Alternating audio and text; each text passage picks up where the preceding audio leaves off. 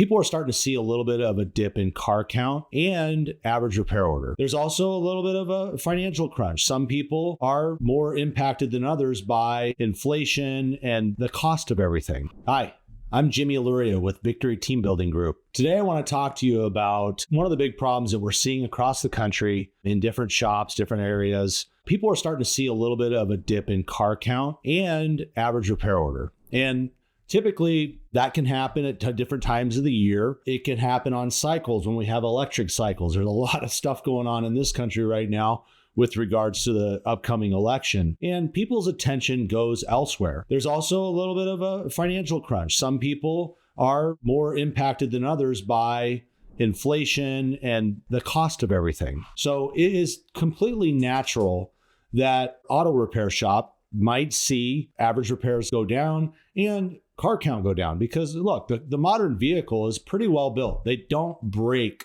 all that often unless they're poorly maintained. So a lot of people will have a car go for a long period of time. It always amazes me, some of the cars that come into our shop, and I go, how is this thing still on the road? Yeah, it must be living on love or something because it's not from maintenance or anything like that. But people start putting their attention and their money and maybe they're worried on other things and not their car. So as auto repair shop owners, what we have to do is make sure that we put their attention on their car. One of the questions people ask is like, well, my car count's down. How do I get more new customers?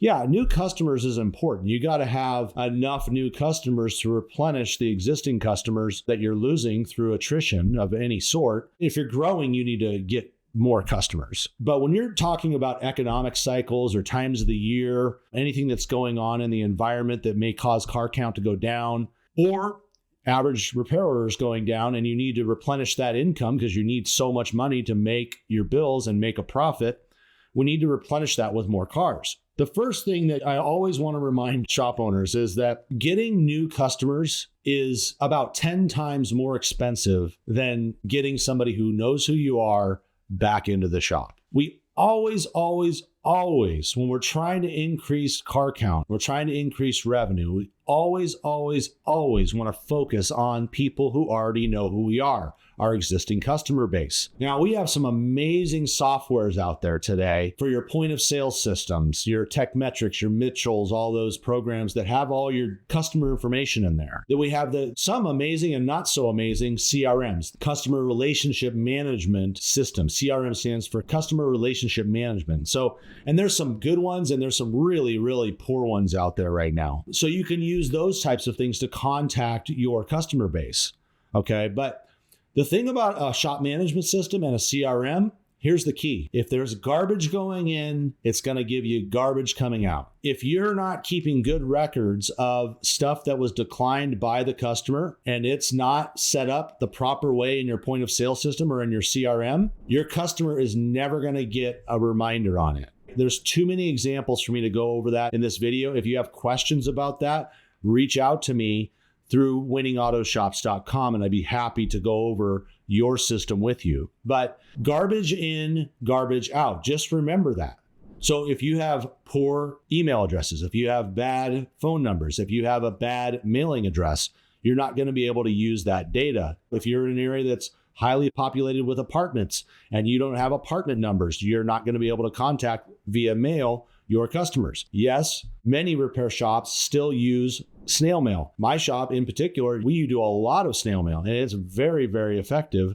And if I didn't have those addresses, I could guarantee you my revenue would probably be down between 20 and 25% by not being able to hard mail something to that customer. So we want to make sure that anything that is, whether it's declined, they don't want to do it right now, or it's something that you're saying you need to do this soon, we need to make sure that the information in the point of sale system, the shop management software, is accurate and it's in a place where it will remind the customer. Like literally that could be the check of a box in the estimate. And if it's not checked, it doesn't show declined, it's not going to show up later on. So again, I can go over that with you specifically because every system is a little bit different. And then in your CRM, is it pulling that information out to either send a postcard, an email, a text blast, or anything like that? The first thing that you want to focus on when you're dealing with car count issues and getting more work in the shop is going back to the well. 80% of your business will come from 20% of your customers. That rule holds pretty well true.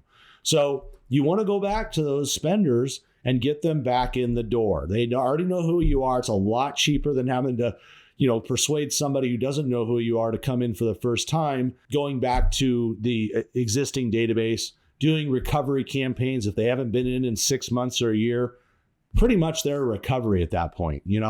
I've got one friend, their company looks at it as if they don't have the next appointment scheduled, they're in recovery mode. And there's a lot of truth to that.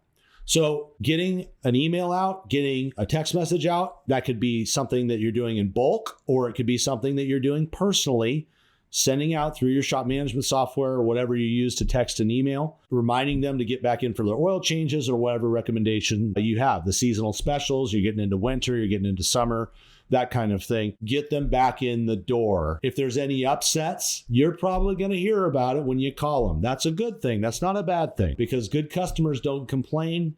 They just don't come back. So it's a good thing that if a customer says, well, last time I was in there, you didn't fix my problem. Okay, well, that's the first I'm hearing about it. Get it back in here. Let's see what's going on. It opens up an opportunity to handle a situation as well. Okay. The next thing is, don't be afraid to get on the phones. We have a rule in our shop. If the phones aren't ringing, we're ringing phones. If we don't have enough appointments on the schedule, it's not just texts and emails. How many texts and emails do you get? I don't know about you, but right now we're in election season. I get about 50 text messages a day about what to vote on, not to mention all the different companies that I'm on their mailing list, which some of them I want.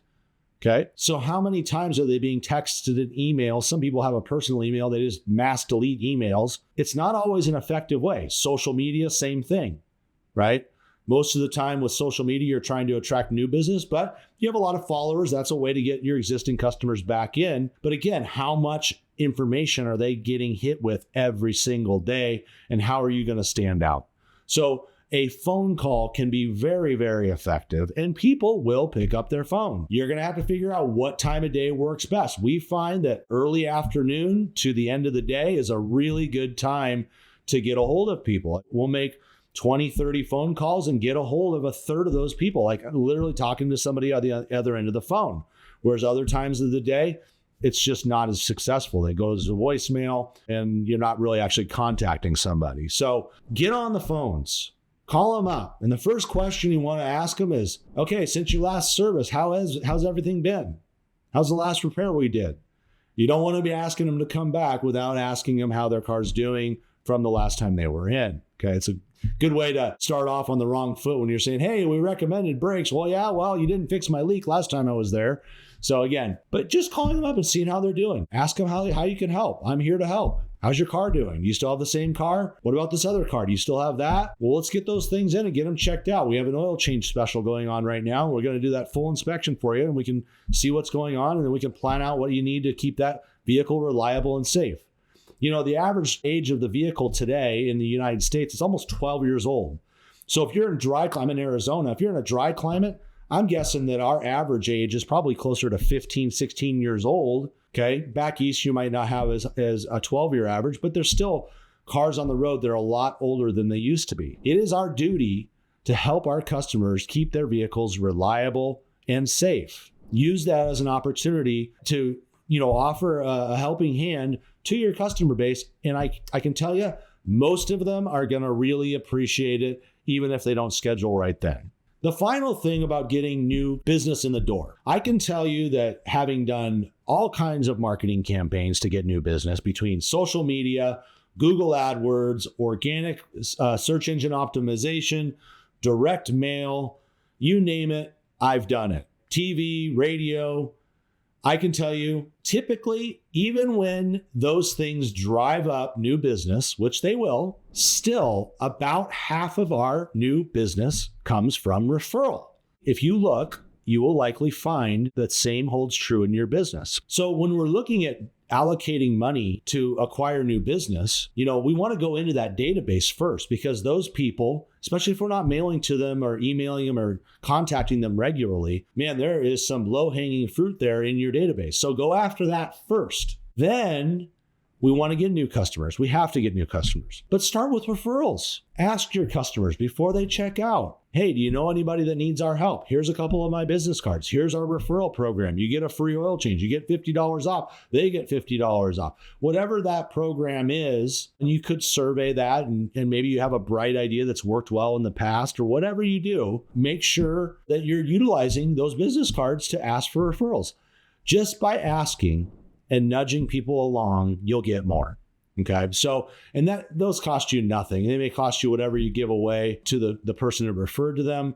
But, compared to a Google lead, how much you're spending on your website, a direct mail campaign, it's pennies compared to those other avenues. So those are a few ways that we use to increase car count. We do another video on how to increase your average repair order, even when, money is tight and there's a little more price sensitive consumer out there. It doesn't mean that you still can't have high average RO. So hope those were helpful with you. If you'd like to discuss more about what you're currently doing, looking at your management software that you're using, as well as your CRM, reach out to me. Go to winningautoshops.com and fill out the form there, and I can contact you. Or you can email me directly at jimmy@winningautoshops.com. That's JIMMY@winningautoshops.com.